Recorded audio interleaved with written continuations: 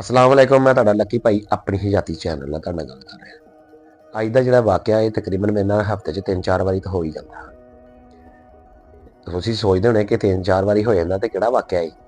ਇਹ ਵਾਕਿਆ ਹੈਗਾ ਵਾ ਕਿ ਸ਼ਹਿਰ ਵਿੱਚ ਚੰਗ ਬਾਜ਼ਾਰ ਦੇ ਵਿੱਚ 8 ਨੰਬਰ ਤੋਂ 6 ਨੰਬਰ ਗਲੀ ਵਾਲੇ ਨਾ ਹਾਫਜ਼ ਬ੍ਰਦਰ ਉਹਨਾਂ ਦੇ ਬਿਲਕੁਲ ਸਾਹਮਣੇ ਹੈਗੇ ਨਈਮ ਵਾਲੇ, ਨਈਮ ਬ੍ਰਦਰਸ, ਯਾਨੀ ਕਿ ਹਾਫਜ਼ ਵਾਲਿਆਂ ਦੀ ਹੋਲਸੇਲ ਦੀ ਦੁਕਾਨ ਆ ਤੇ ਨਈਮ ਵਾਲਿਆਂ ਦੀ, ਦੋਨਾਂ ਦੀ ਹੈ। ਉਹਨਾਂ ਕੋਲ ਸਮਾਨ ਵਗੈਰਾ ਲੈਣ ਜਾਈਦਾ ਨਾ, ਮਨਿਆਰੀ ਵਗੈਰਾ ਦਾ ਦੂਸਰਾ ਇੱਦਾਂ।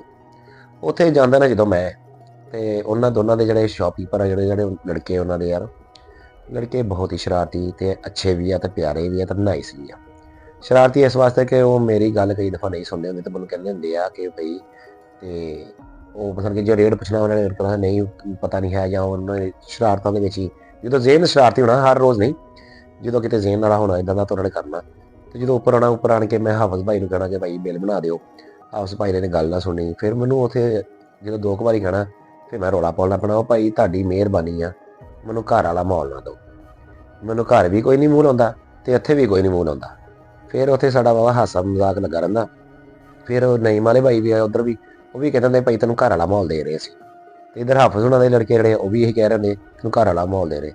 ਬਾਕੀ ਹਾਫਜ਼ ਹੁਣਾਂ ਤੇ ਨਈਮ ਹੋਣੇ ਬਹੁਤ ਅੱਛੇ ਦੁਕਾਨਦਾਰ ਆ।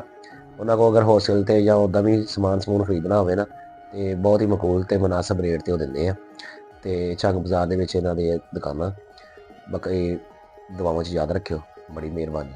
ਅੱਲਾ ਹਾਫਿਜ਼।